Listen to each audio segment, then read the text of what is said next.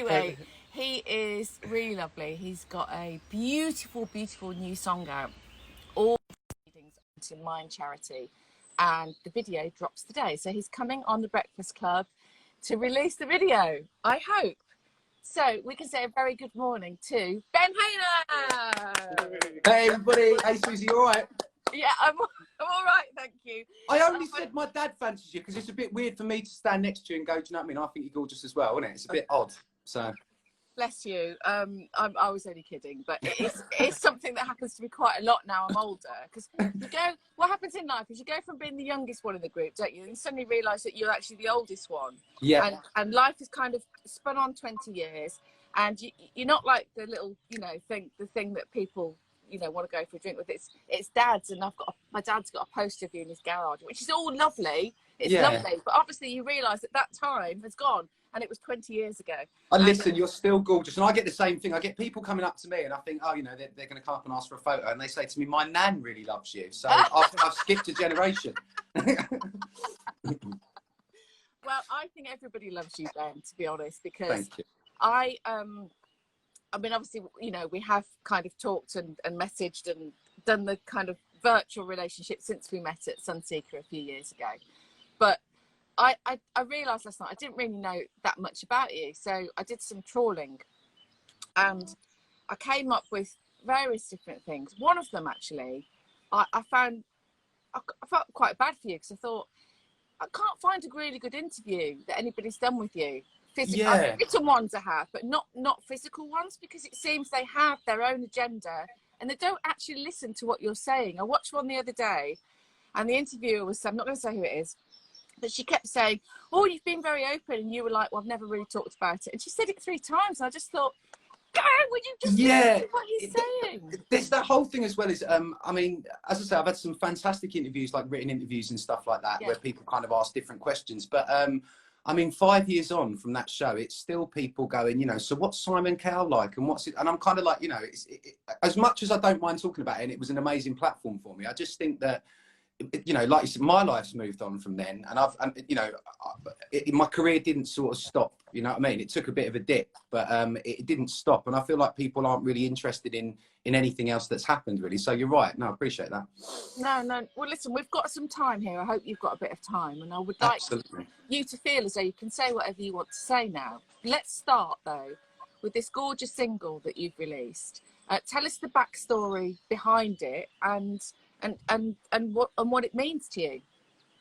So it's a song called If You're Lonely, and basically it's been released at the moment for the Incredible Mind charity, who do a lot of work for mental health, and it's trying to really raise awareness for that. I mean, like you say, when people say I've been really open about it, I've never spoken really about my own personal sort of battles with stuff like that, and I, to this day, really, I didn't seek help from someone like Mind, who are so sort of beneficial to people who are feeling alone. I was lucky enough to have great family around me and friends, and my wife as well. Do you know what I mean? To sort of confide in, and that helped me around from my sort of battle with stuff. But yeah, so the song itself really was written for Mind, and just to try and raise awareness for those guys. I've had some friends who've actually had first-hand experience with the guys at Mind, and for me to see kind of like the maybe sounds stupid, to see sort of like the physical weight that it lifts off people once they're sort of being listened to and being able to kind of speak about everything, that really made me just think that Mind were the charity that I wanted to invest in. Do you know what I mean? To see what they'd done for my friends was an incredible thing. So yeah, that's kind of where the song comes from, really. They're a great charity and they do incredible work, and I think probably you've got sort of stages, really, haven't you? First of all, admitting that you've got an issue yourself and being able to talk about it, and then someone listening to you, and then someone understanding you, and then you accepting that it's okay to feel like that. That's right. I mean, sorry, but people feel so alone with it, and I think the initial thing for me was coming off the back of, I guess my stuff all does stem from that kind of being shot to fame in that scenario, and I just felt like after winning that show, even if I was having a bad time, do you know what I mean? It was all new to me, and it wasn't all sort of a bed of roses. There were so many things that I was anxious about, nervous about, but people didn't want to listen to it because they think that guy's just won £1 million. Do you know what I mean? And he's you know, changed his life forever. So sort of what right really did I have to complain and moan about stuff? And I think that really closed me off and just made me feel like I was dealing with everything all alone. And for quite some time really, I didn't talk to anyone, even the closest people to me, because I felt like, you know, they were all riding off this wave of everything feeling so great and like, you know, like we'd achieved everything. And I don't think people really wanted to hear that I wasn't enjoying myself. So I think, and that particularly with reality TV and that kind of thing, and even particularly people in the media, I mean, you know, yourself as well, people see you all the time, you know what I mean, doing the motorsport stuff, doing all your other bits, and just think that you are, you know, you've probably got the best life in the world. But I don't doubt that, you know, you have down days yourself as well, but people aren't willing to listen to that really. I think maybe as well, you know, a deemed success, people equate to happiness, and it's not actually always true, is it? You know, I mean, obviously winning the X Factor is without doubt an incredible success. It doesn't mean that you're going to be incredibly happy, because you will be for a moment. I think I sort of last night I was thinking, I wonder if it's like standing on the top step of the podium when you've run a race. You know, you've worked really hard throughout that whole journey to get there. You won it, and then now what? It's like, yeah. And I was trying to work out last night the difference between success and happiness. And I tried to think about this quite a lot, really, because for me, the things that make me happy are being with my cats, doing some gardening, doing a really good yoga practice. They're really simple things. They're the sort of same things that I liked when I was 12, 13, 14 years old as well. They don't really change throughout my life. I get flickers of happiness, obviously, with my job. If I do a good interview, it gives me this great buzz for a while. But that enduring happiness, I think, comes from different things. Would you agree? Do you know what makes you truly happy? Yeah, 100%. And I think kind of, you know, in a strange way, even throughout the sort of like the madness of the coronavirus and the uncertainties and stuff, I mean, I've got to spend, because live shows have kind of, you know, have pretty much finished for music people in the industry and actors and stuff. So that kind of was where I think the word you said was buzz. And if you do a good interview, it is a buzz. It's not a long lasting thing. And that was where my buzz came from, playing live shows. But you know, getting to spend so much more time, I mean, she's probably sick to death of me, but getting to spend so much more time with my wife of recent, I think that for me, it's that's the happiness. You know, it's those things, like you say, it's not fame and celebrity that really does that for you. Do you know what I mean? It's the stuff you have in your life beforehand and that sort of thing. Seeing your friends, like you say, seeing your cats, going out for a nice meal with some mates, catching up with your family. I think, you know, and yeah, all that sort of stuff. Really, success is measured on so many different levels and is so different to so many people. But I think, you know, being successful really in life, as cheesy as it sounds, is being happy. And I think that's, like you say, really, it's the small things, you know what I mean? It's the family, it's your friends and your cats and stuff like that. So yeah, I 100% agree with you on that. And let's just go back then, because obviously that buzz, that moment, that win or whatever is something that we'll never be able to understand what that's like. I mean, I read your story in great detail last night, and I'm actually, I've got to be honest, I'm quite horrified with what happened to you, and I don't know how much you want to say about it, but I just thought the aftercare and the way you treated was quite shocking. After it made me feel sick watching the pre-interviews of certain people saying, you're this, you're that, you're the other, you know, giving it the big one. I mean, this is what happens in the entertainment industry. Yeah. And you have to take it with a pinch of salt. But you'd been driving a van and you'd come from like completely normal life into this stratospheric kind of bubble of magic and glitter and hearts and non-reality, really. I think it's called reality television. So just take us a little bit through that journey, if you would. Yeah, I guess, like you say, you kind of, you can always imagine what it's like or what it would be like to kind of live your dream in that respect. But I think once you get there, it's like, it's nothing that you think, or it's the good parts that you might have thought about, but you don't think about all the bad parts that come with it. I think, for me particularly, one of the first things was, you know, I wouldn't have. If you put yourself on that platform, you're essentially putting yourself up there to be judged by people. And I understand that, you know, you're not going to be everyone's cup of tea. But the way that people sort of seem to just gun for you, it's like, particularly with the press, I think it was before you've won, the show or before you get to the end of it, they're already talking about the curse of the winner and how, you know, that they're pretty much planning your demise and seeing it, you know, before you've even had the opportunity to. So I think that already, for me, it sort of put me in that state of, well, I don't think I ever felt like it was going to end well, and I really don't feel like I ever sort of belonged in that industry, just purely because there's times when you go to these networking things, you know, I love talking to people, I really do, but I don't like having to talk to people with an agenda or being forced to talk to someone. So we'd go to like one of these after party things, and you know, your manager would go, oh, you really need to go and talk to that person. And I think, well, how can you just rock up and, do you know what I mean? Like, it's like going into a pub. Some people can't they?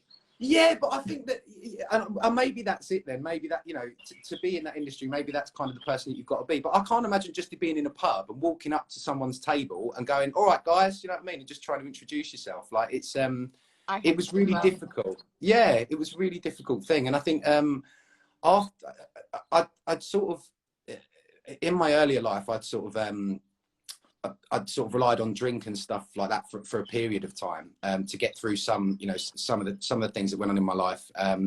You know, raised in late teens. Yeah, you know, my mum and my dad got divorced, and I'm not saying that that's something that's unique to me, and it was never supposed to be part of a sob story. Do you know what I mean? Because I know that there's millions of people out there doing it, but it was my story and it was my life. So at that time, I didn't deal very well with stuff, and I think, you know, not dealing with that and that not being such a, on the scale of things, to go to winning the X Factor and then that sort of hype and everything, I think that I was almost a bit doomed myself, because I think my coping mechanisms and stuff like that weren't right.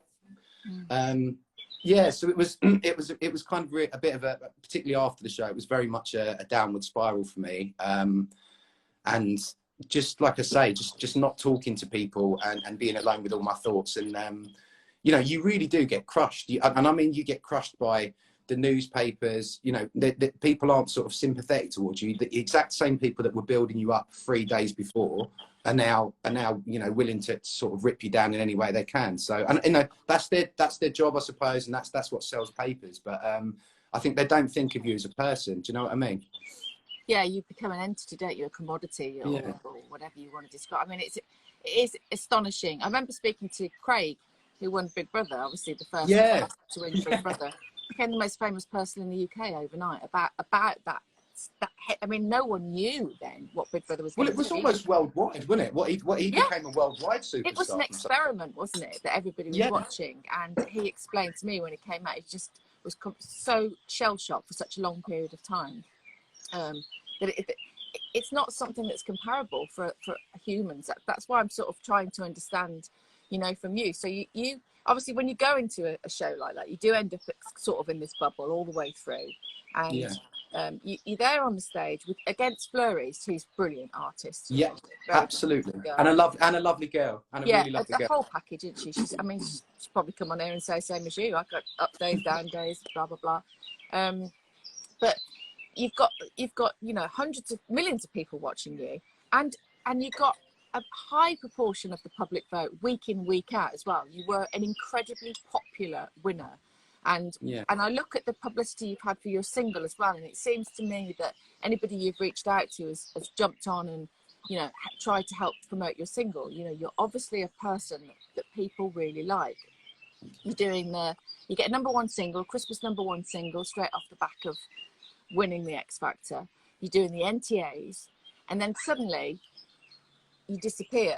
You sign with. Did you have to sign with Simon's? 100%. I mean, you're tied.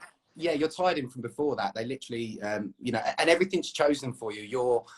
Your solicitor is chosen for you, which I feel is a conflict of interests, because they're kind of, you know, not on the payroll there, but I think, you know, they give you the option of who you can choose. And I think already you're kind of like, well, it's not really my choice then, is it?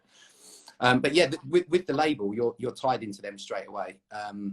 And I think that's kind of, again, where I lost myself. I mean, on the show, I was sort of singing, I went into the show singing sort of rock and blues stuff, and that's my kind of vibe. And then after that, I was sort of, you're going to write things with these incredible writers and really lovely people, yet they're given a brief and you know, we want to write a load of ballads and stuff like that. And it's like, I think to come out a year after people have seen you and sort of liked what you've done on the show, to come out almost completely reimagined and not by yourself, by this big psycho machine, you've been turned into a product that maybe even you don't want to be, and it's not as sellable, do you know, or it's not as believable to people. And I think that's one of the massive things of where they've gone wrong with so many of the winners of that show, you know. And that time spell of being away, it's quite long, isn't it, really, for sort It's of throwaway ridiculous. society? Yeah, because I think that in any rate, you know, if an artist comes out now who's not off any sort of show, if they come out and release a song, you're not going to then wait around a year until they release another single, because by then, like you say, in this throwaway society, and you know, everybody's on to the next thing, you've been forgotten about. And I think that's, as an actual record label, I think it's more focused on the TV. And funny you say that, Suzi, because people have said, like, as soon as you're off the TV, people go to me, oh, I haven't seen you on telly, you know, in a while. And I think, well, I didn't win X presenter. I wasn't trying to be, you know, a TV personality. It was a music show. So what I've been doing is going away on tours and playing live. But I think even with respect to everybody, and you know, the fans for me and people that followed my career and really kept me alive and kept me going, I think there's a lot of, you know, a lot of the percentage of the people who watch that show, it's not trying, it misses the point of trying to create a music artist, because those people just want to watch TV. Do you know what I mean? And see it on the telly. So I don't know that it really works out even as a format in that respect. I guess it's conditioning as well. If you're a millennial, you're conditioning to thinking that is what happens to a pop star, isn't it? Yeah. It's very much pure pop, which is, I mean, I grew up with all different genres of music, and you know, my dad was in the music industry with a rock band, tour in America, and I grew up across the board. I think a lot of the music that you liked as well, I think your parents listened to a lot of Led Zeppelin, Steely Dan, absolutely, yeah, Brothers, you know, Eagles, stuff like that. Whereas now, you know, I think that younger people digest their content quite differently, and obviously the platforms are very different. So yeah, it's interesting, because obviously with a record label, you do the plus side of having a big record juggernaut behind you, a label behind you, like Psycho, is obviously the A&R, the publicity, contacts they have. And you found yourself with a top 10 album, obviously #1 single, then you brought out a single with Kelly Clarkson, Secondhand Heart. Yeah, that's the one. Yeah, and it sounded wrong when I said it out loud then. Sounds wrong to me, to be honest with you. Did you write that song? No, not at all. So it was never, I mean, I went over to LA and again, like, we were writing songs in the UK at first, and I was working with some lovely people over here, and I thought the songs and the vibe were going really well.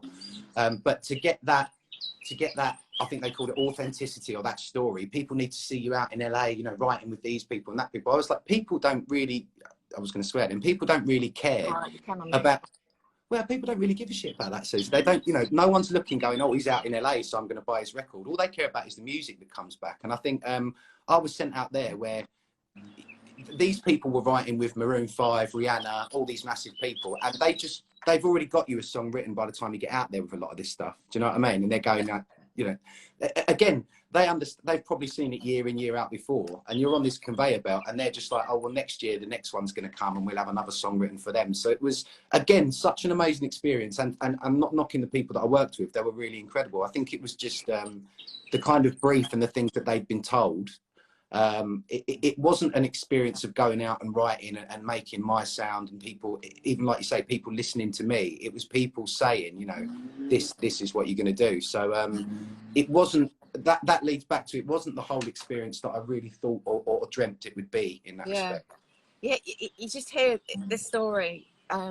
Obviously yours was very public, but you know, you hear it a lot, don't you? Narina Palo came on here, and she writes and records off her independent label Idaho, and Ward Thomas, the girls, Lizzie and Catherine, on last week. Incredible. They were incredible. And the chicken. Oh no, the chicken. You know, can I just say something to you though? I don't know whether you might give me a virtual punch in the face, but I, listening to your voice and the way you sing, I would love to hear you sing with Chrissy from the Shires or Ward Thomas in a modern country genre. Would that ever, is that shocked you that I absolutely? Because you know, Secondhand Heart, I know it wasn't you, so you didn't write that song. It's actually a really good track. It is a good song, isn't it? Thank you. But I could hear you singing that with any of the British country acts, with the girls over here, the homegrown girls, you know. Yeah, it's I mean, and particularly like British folk and British country, the sounds that I love, those sort of things, you know, and Fleetwood Mac and those kind of vibes, those sort of things are becoming so much more prevalent now in the UK.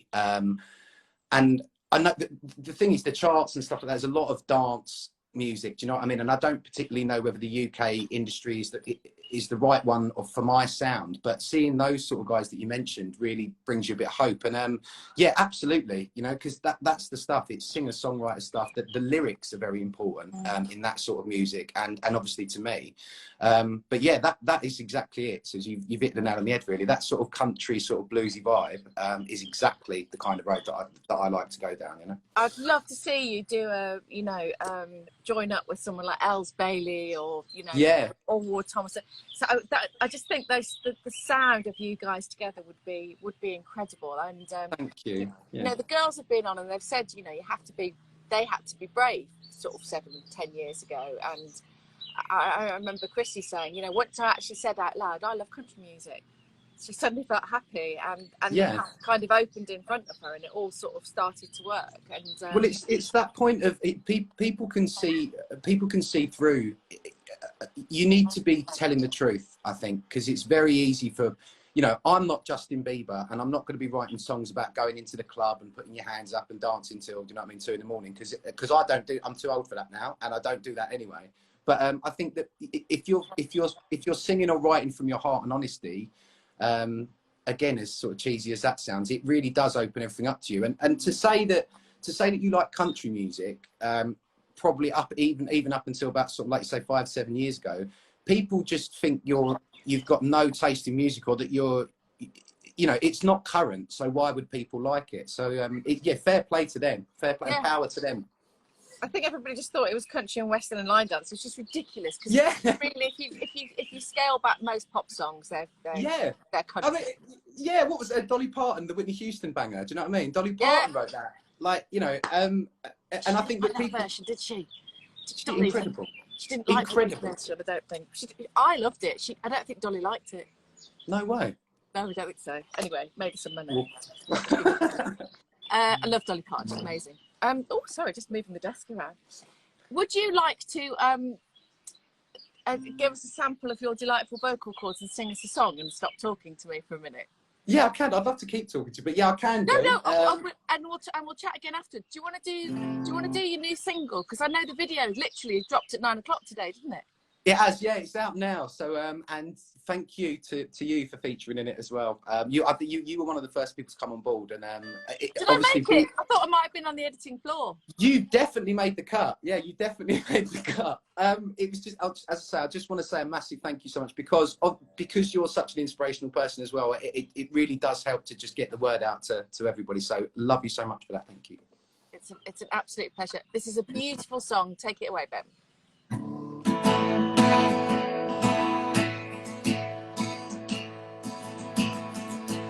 You've been stuck inside the circles of your mind so long. You can't see no escape. You can't bear this weight no more. 'Cause you've been losing faith. You've been overcome with fear.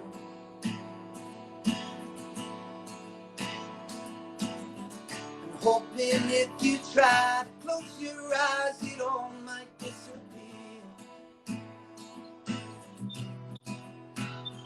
Feel like no one understands you, but I do.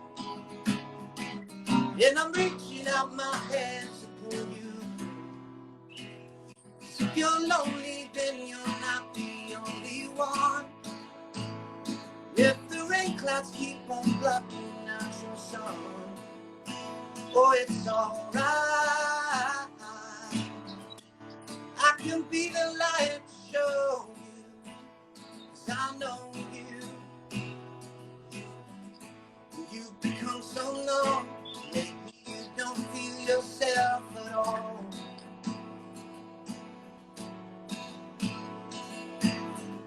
You've been on the edge.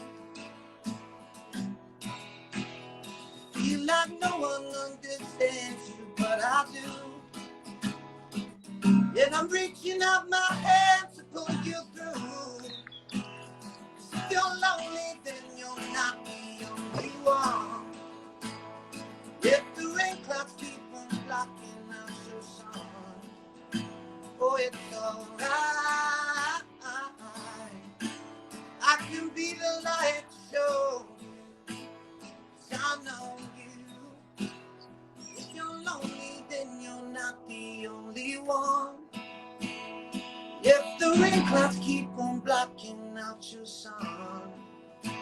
Oh, it's alright. I can be the light to show you. 'Cause I know you're strong.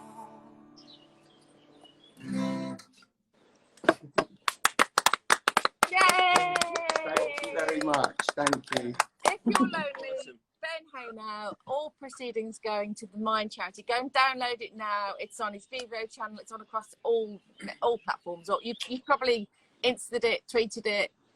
It's literally promos sort of all over the place, really. And I tell you, I don't know how you look so good at this time in the morning, because my face at this time in the morning is not normally awake, or neither is my voice. So the promo stuff's been difficult, really. Just trying to get, like you say, you haven't got a big PR budget. You haven't got sort of, but for me particularly, this song, the reaction to it on a human level, just sort of the people that have come back and sort of spoken to me about it. It's not about chart position, and it's not about radio play or even particularly getting myself in the limelight. Do you know what I mean? It was it's been such a beautiful thing, and it's been such a lovely thing to see the reactions from people. So amazing. It was lovely seeing. I can't see you on this phone because we have it the other way around for a better quality. Lucky camera. you. No, but I can see you on this phone. And the love that was coming in was really, really wonderful to see. And you made me get goosebumps when you were singing that. It's such a beautiful song. Julie Bradbury came on and said lots of love and hello, as did Jamie Matthias. Oh yeah, Jamie Matthias. He's actually been doing some charity stuff as well, and he's a lad that I met when I'd done my acoustic tour a couple of years back in Brighton, and he was kind of he was the first act on. And that's been great, just kind of like networking and meeting with people, and a really lovely guy. And I think that's the best way to do it, meeting people, like particularly singer songwriters and stuff, has been so lovely and nice to work with people that you'd consider your friends. Do you know what I mean? And I think you feel in a much easier space that way. So have you literally been emailing everybody you know, everybody you've met with the link to the song, saying can you do something on this? That's not so much like a mass mail out. I think there was you've got to be careful when you're picking. No, you've got to do it personally, haven't you? Yeah, and also like I didn't pick. It wasn't just like kind of thing like let's just go for as many people as we can, and whoever gets back gets back. It was sort of semi sort of targeted really, and just people that I'd met. Particularly with the sort of the famous faces like yourself that are in there, it was people that I'd met before and spoken to, and people that I thought were nice people and would maybe share. There was a lot of people that didn't get back about it, or didn't sort of answer. And again, I understand that, but no offence, huh? Ooh. Did you say who? I'll send you the list. No, I said boo. I said boo, not boo. Right, good. Yeah, good. Let them go. You have to let that stuff go, don't you? Totally, and I think it's not everyone's cup of tea, and you can't expect everybody to just jump on a campaign that you're on. But there was a few people, not to mention any names, but I think they know they are, and this is more sort of friends of mine really that sort of said they do some stuff and then didn't. I'd rather people just said no outright. Do you know what I mean? Rather than sort of the other way around. But everybody who has got involved, people that I've never met, Ricky Grover do you remember Buller? From years ago, he was in EastEnders. He also does the what does he do? That advert, car insurance, an insurance with the dog. I can't think what it is. Churchill. No, it's not that dog. Oh. But Ricky Grover, like it's such a lovely bloke, and I think as well with the people that we've got in it just goes to show you, that I think it's one in 4 people suffer mental health issues in their lifetime, and that's only the people that speak out about it, and it just shows you in the video that we've got with the fans and everybody else. There's the demographic. You know what I mean? It just shows you that mental health doesn't care about your gender, your age, your sex, your religion. I was, when you said 1 in 4, then I thought, I'm surprised it's not more like 1 in 2. But as you say, people that have actually spoken out about it. Yeah. Because as human beings, we all have ups and downs. We have relationship breakdowns. We have. We lose people we love, people betray us, we lose money, we all go through ups and downs, and I think there's not a human being on this planet that can't say they've not felt sad or lonely or you know. Sure.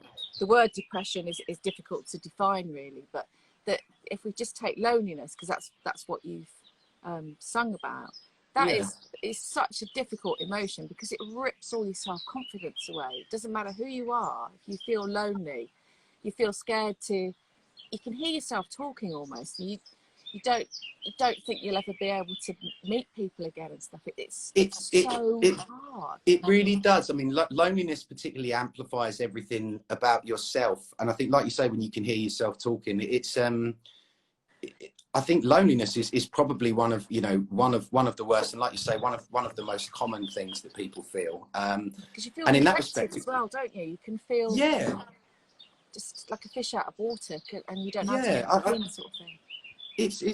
Any of that sort of stuff's difficult, and I think even with loneliness as well, that's when you start to feel like a burden to people, and that's one of the main things that can stop you opening up, I think, is not wanting to put your stuff on other people, or also thinking if you did open up, you're not going to be validated. People are just going to kind of like, you know, shoo over it. But with that loneliness for me as well, it was like, you know, not just the physical loneliness, because at the time, even at the time of the show, again, to go back to that, is you're surrounded by people. You know, you literally don't get a minute to yourself. You've got management, you've got all these people you're working with and around you. But it was probably at one point one of the loneliest places I've ever been. Do you know what I mean? Yeah, you can be the most lonely when you're surrounded by people if you're not connecting with anybody. I see. Yeah. Just in case, because I realised we haven't kind of said that story completely. Obviously, you were signed with Psycho, with Simon Cowell's record label. You had this success, and then you got dropped. Yeah. Quite brutally. And was that a shock? Because I mean, it seemed to me like everything was going pretty well, thank you very much. For me as well. I mean, not to get too much into the depths of it, but initially when the single came out, it was the first time that the way that they registered the charts had changed, and I think they called it day and date. I don't know quite what it was, but it was the first time where I mean, the single charted, I think, at number 20, the Kelly Clarkson one, Secondhand Heart. And they were literally, I thought, you know, this is brilliant. I thought this is really, really good, because I'd seen, since then, I think previous winners who actually were kept on after their single had charted at an even lower position than mine. So it was really strange, and I thought it was going really well, but they were just having breakdowns about it. And actually, I remember the way that I found out that I was getting dropped from the label was I went up to Sony's head office for a lunch meeting. I'd just been called in for lunch, and we went across to the Ivy, I think it was, or somewhere really nice. Do you know what I mean? And I was thinking, this seems like a celebration thing. You know what I mean? Otherwise, they'd take me to McDonald's. But I went across to the Ivy, and before we sat down to eat, the guy was like, so it's not working, and I don't think we're going to carry on. Do you know, like pretty much as brutally as that. And then as soon as he'd finished that sentence, was like, right, so what do you fancy eating? I was like, you know, still reeling for it. And that's genuinely how it went. You know, went up there for a lunch meeting. The guy told me before we ordered lunch, and then was just, you know, was kind of like, you know, so what do you fancy eating? I was like, I don't want to, I've just been sacked, like, and not just sacked, you've just been, like you say, quite brutally dropped from a dream. It wasn't just like losing a job, it was like losing everything that you'd worked for. And to do that in a restaurant and then just say, you know what I mean, game over. And yeah. Extraordinary story. So yeah, I mean, that really explains everything that you were saying earlier. So did you just feel as though you sort of been chewed up and spat out then at that 100%. Yeah, 100%. I mean, I didn't know what to think at that point. And everyone, the weird thing about that is everybody really steps away from you quite quickly. Do you know what I mean? So there was, you know, your friends are, don't you? You totally do. But you also, you know, someone once said to me, and obviously in quite broad terms, there's no friends in the industry. And I think that, you know, the people that work at these companies, like particularly the team I had around me then, and even Simon himself, he's a businessman. You know, I'm sure, or I like to think that they're, you know, they're not ruthless, horrible people, but they're doing a job, and they see artists in and out all the time. So maybe they're quite callous to it. But when you're that person, you know, it really does hit hard. It really does hit you hard. That. So yeah, I felt completely. My head was spinning and I didn't know what to do. And as I say, how quickly everybody sort of pulls back from you who was there to support you before, like your team around you, makes you just completely disappear into this sort of like spiral in your head, really. Who was there for you? I don't want to give a name, but my manager at the time and my management at that time Am I allowed to say the name? Because they were really good. I'm not slacking them off. Yeah. Yes, it was a guy called Russell, who's a really lovely guy, and James Grant were the company, the management company. Those guys were fantastic, really, really fantastic, and actually sort of, you know, offered a lot of help and tried to help me get back on my feet in a musical sense and afterwards. But the main people for me were, or the main person for me was my wife. She was the one person who I literally could. I could say anything to her because, you know, and she was what made me reassess really and think that, you know, as much as chasing a dream and doing that stuff is incredible, it's that candle burns quickly anyway, even if you're at the height of your career and that sort of thing. And you know, for me, it's about having a life with my wife, you know, having a family, and sort of moving on in that way. So she really put stuff into perspective for me, but also let me feel like I had the right to moan and that I could moan about anything. Do you know what I mean? She never judged me at that time. So she was incredible and still is. Yeah, she is. She's in the video as well, isn't she? She is, yeah. Yeah, she's made the cut. She teaches children with SEN, so children with special needs and disabilities. And over the time when we were off, she's gone back to work last couple of weeks, and she was quite anxious about that. But it's obviously, you know, after that first day, she's fine. But during the coronavirus, she was learning sign language and Makaton, which was incredible. And she'd heard the song so much, she was probably sick to death of that as well. But she'd learned how to sort of sign the chorus and stuff. Signing. Yeah. Yeah, and you know, I put that up on my Instagram, just a clip of her doing that. And to be honest, it's the most. It was the most watched video I think I've ever had since, you know what I mean, since 2014. So she's literally leapt to stardom, and is probably looking for management as we speak. but it's those kind of things, isn't it, that bring you that feeling of deep joy when you see that you can give to people, and it affects people and it connects people and people like that. It's so much more personal than, you know, millions of people voting for you on a stage, as lovely as that is. Absolutely. Yeah, and it brings something different. She sort of takes me back to, you know, what we were talking about at the beginning of the conversation, really.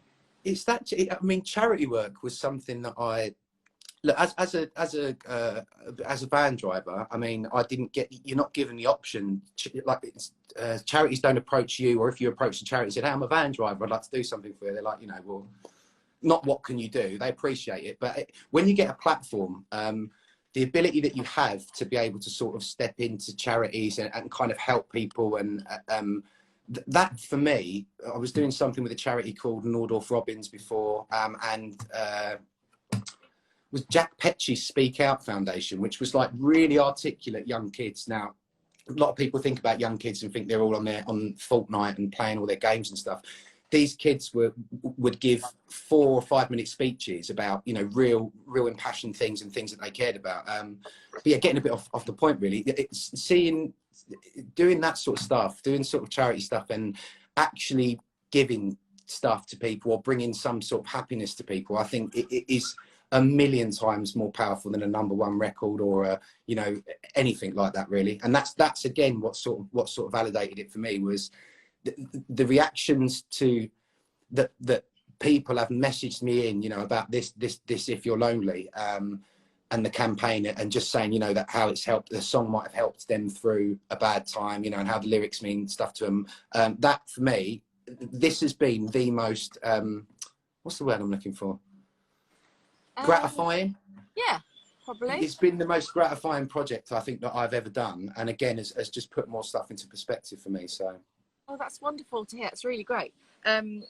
So obviously no gigging at the moment because of the current circumstances, but is that the thing that you love most about music or writing, or does it go kind of hand in hand for you? It's a tough one. It's a different, but I mean, getting out there and seeing the reaction of people to music and playing live, that's where it's a completely different energy. I've really enjoyed writing of recent. I've been writing with a girl called Berg, Alexandra Bergloff, who's got a single out today as well, which you should check out. Okay. A guy called Lloyd Hinchelwood, and a load of people that have sort of come with that I've only met maybe just before the lockdown, but these people mean so much to me, and we've got, for me, we've got a connection. The writing is a much nicer thing now when you're working with people that you kind of know and would invest in, rather than sort of just being thrown at you know, these big names who probably just see you as a number and don't really care for what you're doing. So yeah, the writing for me is very important, and I think that lyrics and stuff like that get lost nowadays. I think a lot of people care about a melody and a beat, and for me, all the old stuff, you know, Otis Redding, you know, all the old blues guys as well. For me, it was all about lyrical content and what they were saying. So I'm glad that you know, the country guys are kind of bringing that stuff back as well. Yeah, absolutely. Speaking of which, do you want to give us are you up for doing another track? I know it's early in the morning. And Yeah. It's always difficult to ask musicians to perform. Yeah, of course Like, of course I can. I don't know what to do. What should I do? do whatever you like. You can cover, you can do, just, you know, you do what makes you happy, and then we'll be happy. Amazing. Okay, let's try this.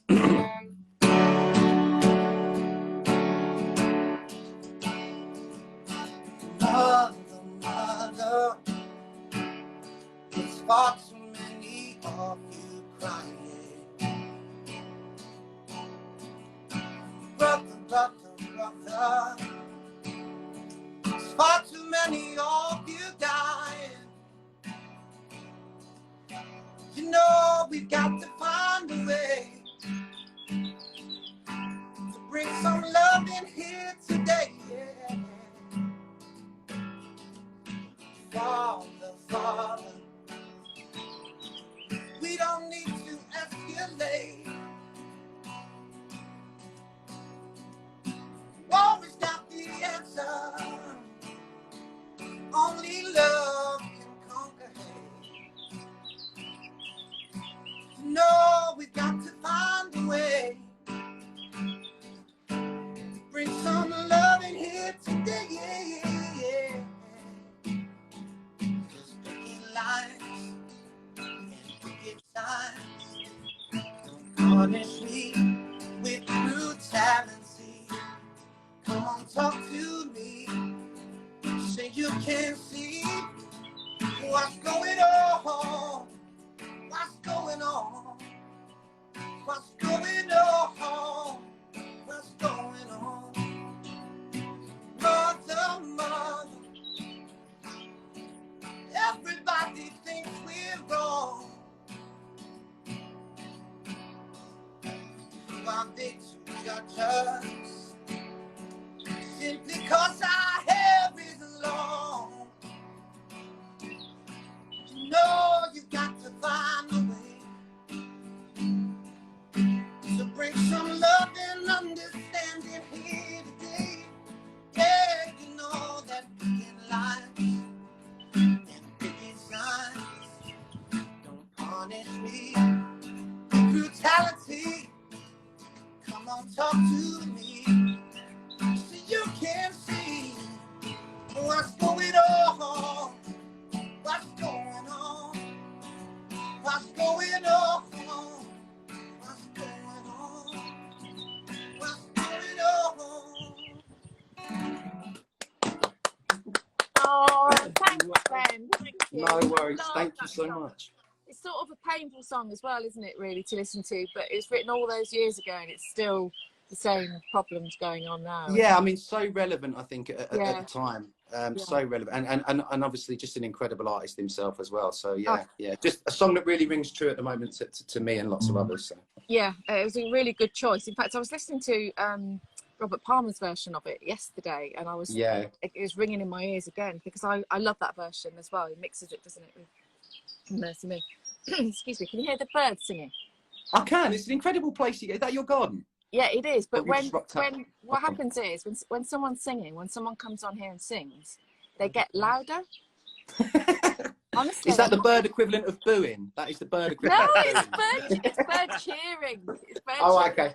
Although I'll take normally when birds start chirping, they're actually being quite aggressive to each other, aren't they? Basically going like off and all this. Because they're quite territorial and stuff like that. Not all of them. Not these ones. These are nice ones. These are beautiful birds. I feel like I should have played a punk song or something to get them going. But it's Superstitious. You were quite obsessed. This has nothing to do with Superstitious, but going back to that era, when you were growing up with Robert Plant, weren't you, and Led Zeppelin? Because obviously Robert is from where I'm from.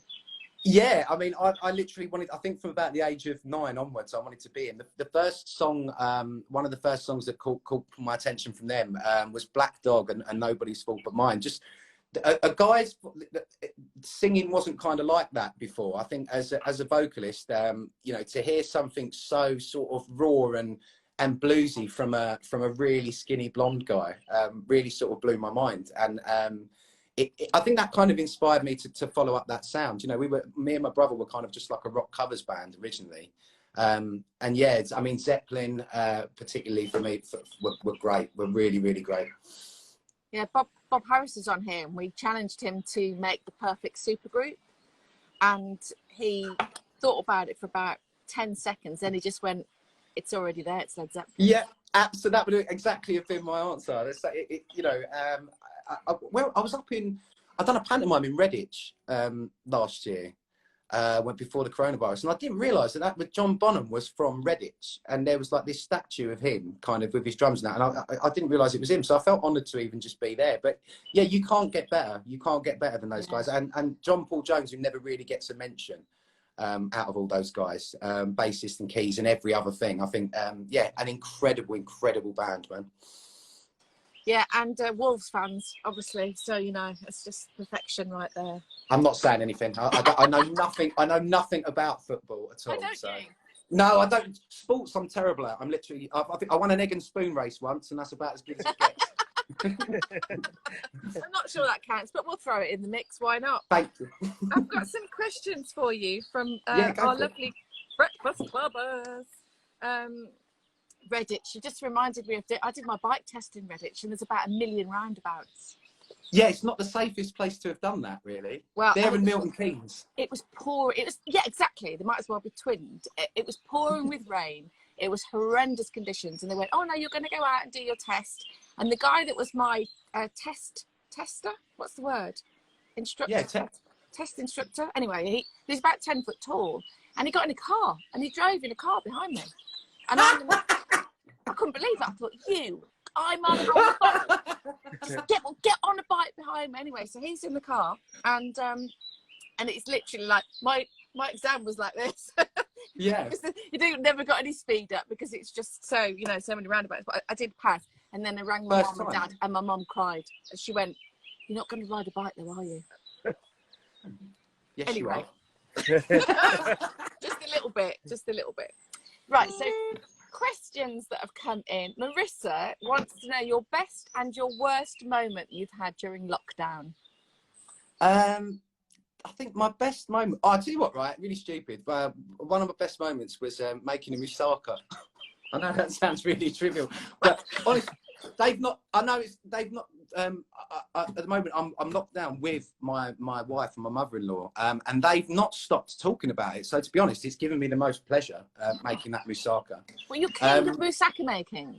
Yeah, I'd say I was, and not literally first time, but I was like Olympic level. The first one I done, I was literally, you know, it was really good. So I am, you know, if anyone wants one made, then I can donate all that to charity as well, all the money. So go on, give us a quick recipe for your moussaka. I don't know if I can give you a quick one. So we put courgette in it as well. So it's aubergine, courgette, potatoes, sort of all baked in layers, 20 minutes, 25 minutes, 20 minutes. It's all about making the bechamel sauce as well, but I can't give away the recipe, Susie. I can't. Secret ingredients. That's right. I don't know, and worst moments, I think, is just on a sort of more serious level, is missing people. It's not being able to see my nan, literally the hub of our family. And with sort of, you know, being sort of one of the older generation, they're obviously, you worry more about them. And she doesn't really seem to understand so much why we're not allowed to see each other. So it's really difficult, sort of, you know, it's difficult calling her. She doesn't do Skype and FaceTime because it's impossible. You know, even my mum can't really work that out. But it's just been really, really difficult not seeing her, and generally sort of seeing human beings. I think socialising, it's been a really tough time for me because I really like to interact and get out and see people. So yeah, missing my nan is the worst thing. Yeah, well, hopefully you can go and give your nan a hug soon. We wish that for you. I wish that for you. Thank you. Tom says, what's your favourite song from the Alive album? And the Alive album is the album that you made after post SC. Yeah. That was your album that you put together yourself. So what's your favourites from there? With your brother? Absolutely, yeah. My brother's an incredible guitarist, and actually, he's recently joined the fire service. So he's my absolute hero in every respect. But yeah, so what I was starting to daydream about my brother. Then what was the best song from that album? Yeah, your favourite song from Alive? Probably either Alive, because it was written sort of about the fans and stuff like that, or there was one I wrote called Rising, which was for my wife. And at the time, she wasn't my wife; she was my fiance. And we played that at our wedding. And I know that sounds really, probably a lot of people are going to be vomiting now, thinking how sickly that is. But that song was probably the most open-hearted and truest song I wrote. So yeah, I'd say Rising. Okay. Oh, that's a nice story. Yeah, we like that story. Claire, who is asking a question about something that we were just talking about, so this is quite a nice lead on. She says, you've been creative with various artists during lockdown. You just talked about those songwriters that you've been collaborating with.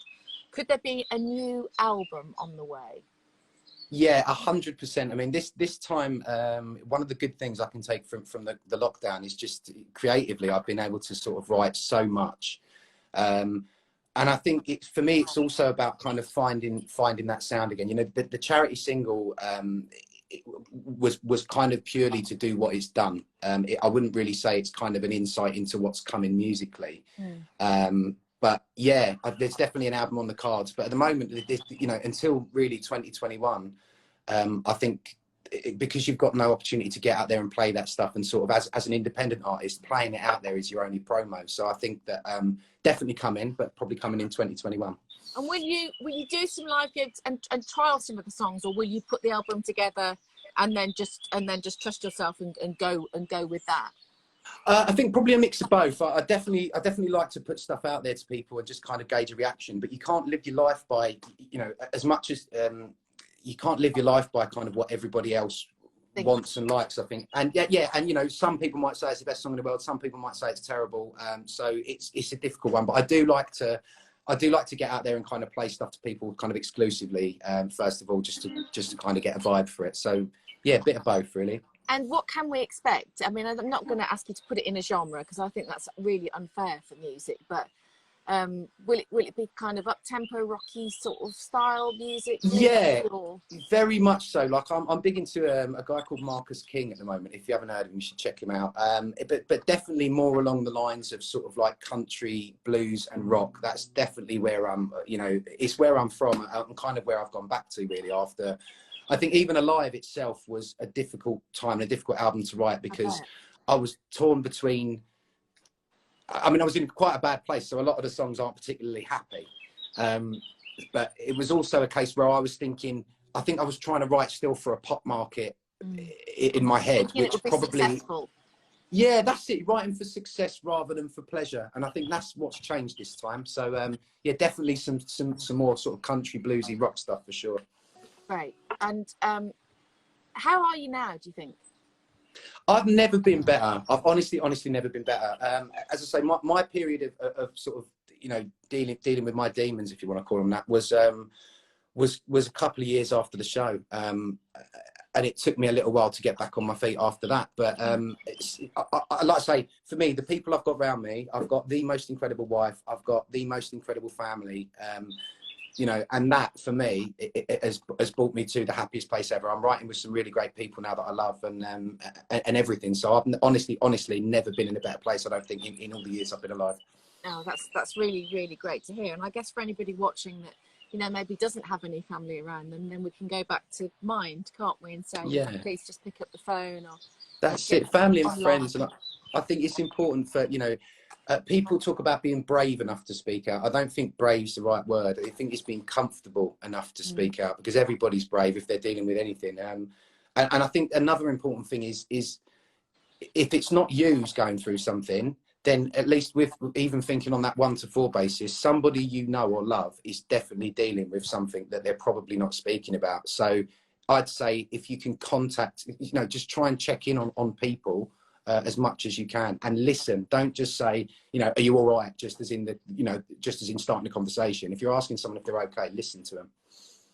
Yeah, and maybe sometimes also not giving an opinion, but just listening, because 100%. Just saying it out loud sometimes, is you don't really want opinion, you just want to be able to like You get vent, out. didn't you? Yeah, It can absolutely. burn you inside. I you know, at times when I've been deeply sad or felt rejected or whatever, sometimes you just need to say those things, and even getting them out of you physically It is helps you, that. lightens the load, really, doesn't it? Absolutely. And yeah, like you say, I think it's easy. The easiest thing is just to listen. People don't want your opinions when they're saying all this stuff. You know, they want to know that they've been listened to a lot of the time, but they don't need you chipping in going, oh, well, actually, mate, this, that, and the other. They just want to say, they want to kind of brain fart everything out and let it out. So yeah, let them do that. Yeah, because obviously you want to be a really good friend, and often it is giving advice and going, well, you know, if it's me and. But sometimes when you feel very sad, it is just listening. So Yeah. Anyway, finally, oh, Claire, I think we covered this one. This was a response to the single. The response to your single has been absolutely epic. And how does it make you feel to know that you're helping people? So we did talk about that, didn't we? We did say that was Yeah. a really great feeling. Have you got one more song in you to finish with?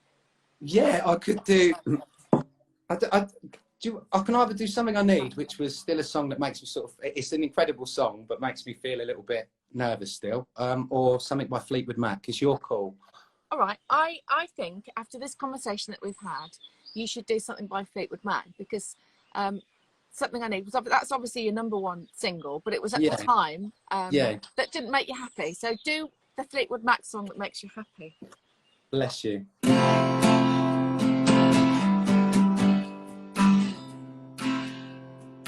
This is my favourite. Well, there you go again. You say you want your freedom. Well, who am I to let you down? It's only right you should play the way you're feeling, honey. Listen carefully to the sound of the loneliness like a heartbeat drives you mad. In the stillness of remembering what we had and what you lost. What we had, what you lost. Thunder only happens when it's raining. Players only love you when they're playing. Women, they will come and they will go. When the rain washes you clean, you know. You know. Well, there you go again, you see your crystal vision. I keep my visions to myself. It's only me who wants to wrap around your dreams now, honey. Have you any dreams you'd like to share? Dreams of loneliness like a heartbeat driving mad. In the stillness of remembering what we had, what you lost, what you had, what you lost. Oh no, thunder only happens when it's raining. Players only love you when they're playing. Women, they will come and they will go. When the rain washes you clean, you know. You know. Yes, you know.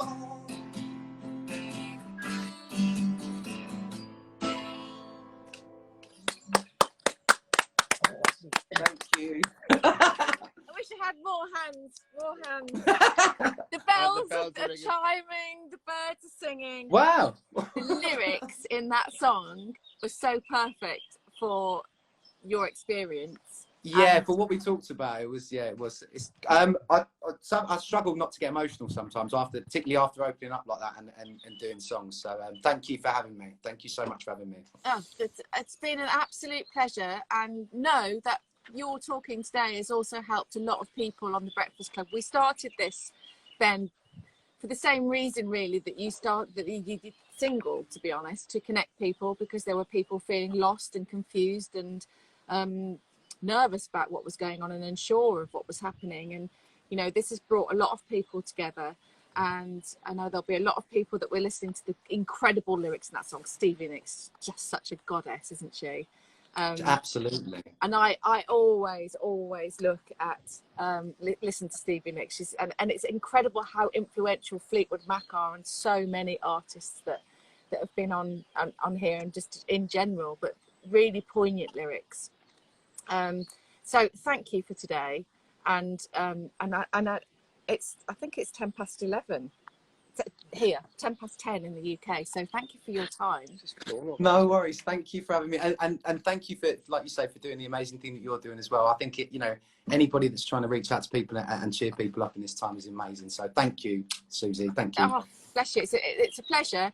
And I hope that you're not feeling sad emotional. I hope you're feeling like open emotional. No, Have a good day. absolutely. Yeah, absolutely. No, it's completely. It's like you say, it's that venting. But for me, doing that through music is brilliant. No, it's only emotional because it makes you kind of it's connection with those lyrics. But no, I am over the moon. And today, like waking up to your lovely face and talking to you has done nothing but cheer me up. So thank you. Thank you very much. So as the bells chime here, we'll say goodbye to Ben. Have a good day. Give our love to Jess as well. Lots of love for the future. Good luck with the new album, and hope to catch you as soon as you can go live again. Thank you so much. Take care. Love you loads. Cheers, Ben. Thank you. Bye. Bye.